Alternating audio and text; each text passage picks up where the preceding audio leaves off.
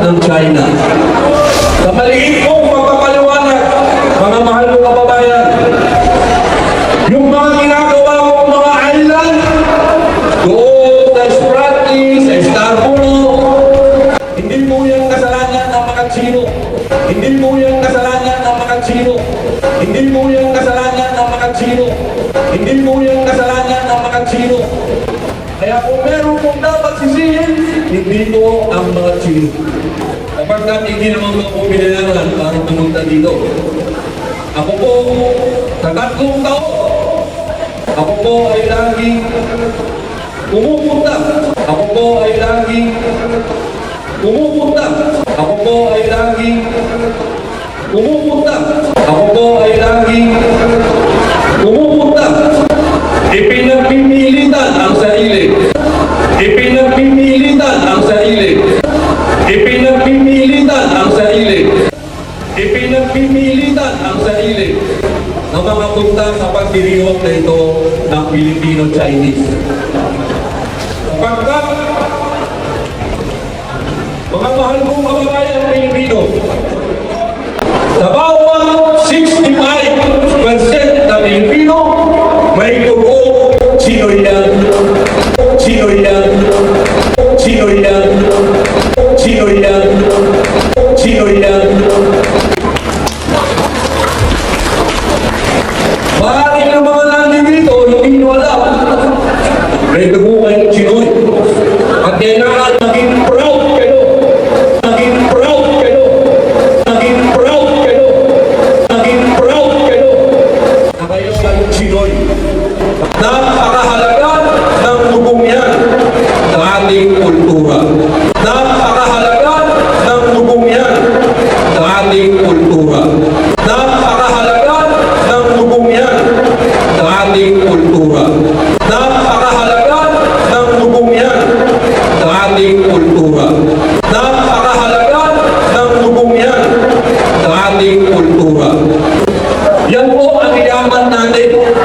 During the budget hearings and also this recent one, I wanted to ask you, you have Senator Robin Padilla asking the Philippine Coast Guard saying, hindi ba talaga natin kaya?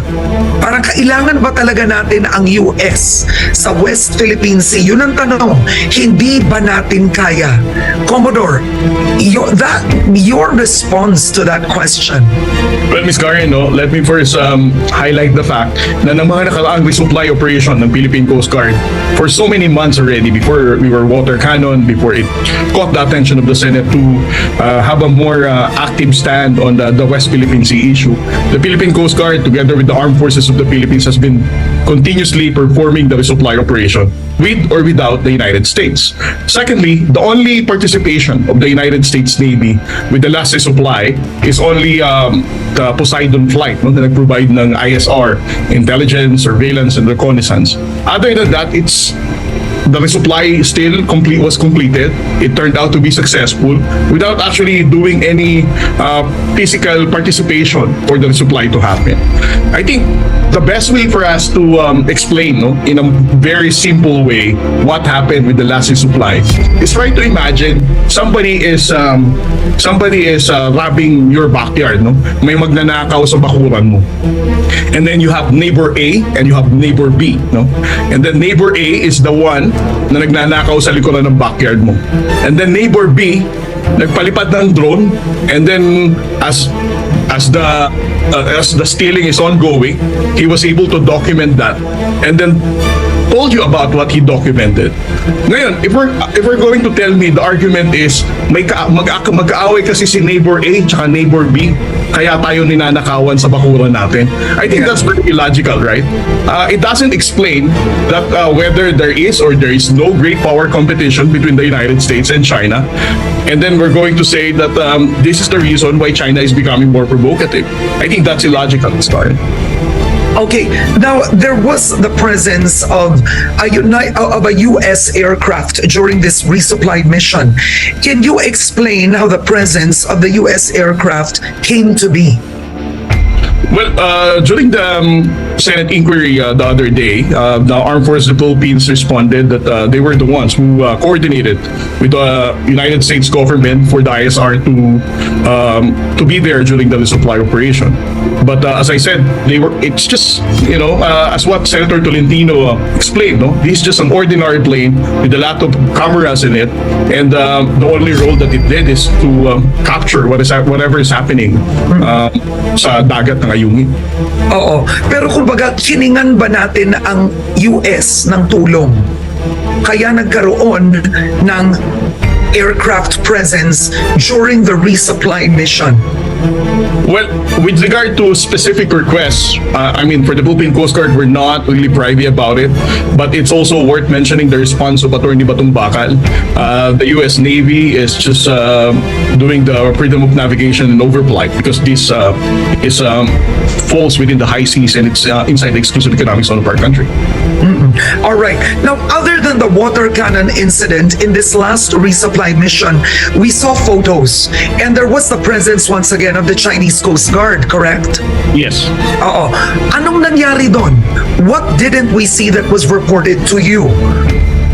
Did the Chinese Coast Guard still try to block or make it difficult for our own ships to resupply? Well, Ms. Karen, it became more easier for the Philippine Coast Guard and the national government to amplify our transparency initiative when we embedded local journalists, ABS-CBN, GMA, CNN Philippines. They were the ones who really experienced a very close quarter, how the Chinese Coast Guard did the dangerous maneuver with only like 2 to 3 meters na halos giliran niya na ang Philippine Coast Guard vessel. So this has been happening even without the U.S. participation of the resupply with the ISR flight. So I don't see any other reason that we're going to relate this kind of behavior of China with the presence of the Poseidon plane. And then moving forward, how will the Philippine Coast Guard conduct the resupply missions moving forward? Because how often do you resupply? Well, for the Armed Forces of the Philippines, as I said, their mission. The Philippine Coast Guard is only there to provide the security escort. But normally we do it monthly. Okay. I think we're still going to sustain this effort. We're still going to support the Armed Forces of the Philippines in providing supply to their personnel. This is something that we're still committed to perform despite of the dangerous maneuvers being conducted by China Coast Guard. And no matter how many China's Coast Guard vessels that they are deploying. And another thing that is worth noting with the last resupply, Ms. Karen, it has become more obvious that the Chinese Maritime Militia is now taking orders from the China Coast Guard to actively block the entrance of the Philippine Coast Guard vessel or as it approaches Ayungin Shoal. Before, these Chinese Maritime Militia vessels are very covert in taking orders from the China Coast Guard. But this is more obvious. And I think it's worth it to explain it right now because it was quite interesting that in the Senate, you had Senator Padilla and Senator Bato de la Rosa describing the Chinese Coast Guard as being the counterpart of the Philippines, a civilian force. In fact, ang tinanong ni Senator Padilla, ibig niyong sabihin, iba ang definition ng Coast Guard ng China. So, is the China Coast Guard is it a civilian force in China like the Philippine Coast Guard is? Well, Ms. Karen, let me first wear my academic hat. In my PhD in Tokyo and my doctoral dissertation, it's all about to understand the Coast Guard development. Yes, because you'll understand the behavior when we decipher if it's a civilian agency or not. Well, the China Coast Guard was only created a year after the standoff, which is in 2013, wherein they combined all those maritime law enforcement agencies for them to have a one China Coast Guard in 2013.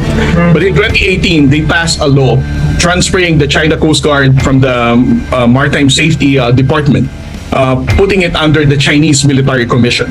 And Chinese Military Commission is something like a core group of some of the members of the CPP that also conducts oversight over the PLA Navy vessel, or People's Liberation Army.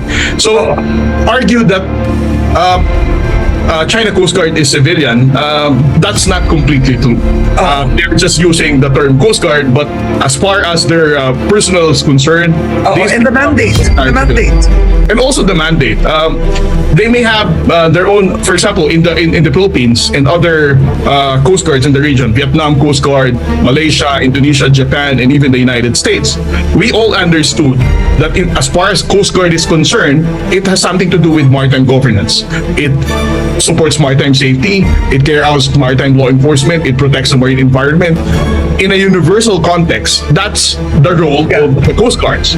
But in China, They are not being deployed on those waters that falls within their own exclusive economic zone. They are actually deployed over the waters of other coastal countries, whether here in the Philippines, in Vietnam, in Malaysia, and even in Brunei. so which makes them what? Which makes them illegal, right? Their presence in our own exclusive economic zone makes them an illegal Coast Guard organization pretending to carry out legitimate law enforcement operation within our own exclusive economic zone. And Ms. Karen, I think this is also the right opportunity for us to amplify one of the interventions made by President Bongbong Marcos during the East Asia Summit, during the ASEAN conference. He highlighted and urged the ASEAN nations to not allow the use of Coast Guard, without actually specifying China Coast Guard, the use of Coast Guard and maritime militia in the South China Sea for illegal activities. So it has been very specific. Even our president has already called out ASEAN leaders to prevent the Coast Guard from being used illegally in the South China Sea.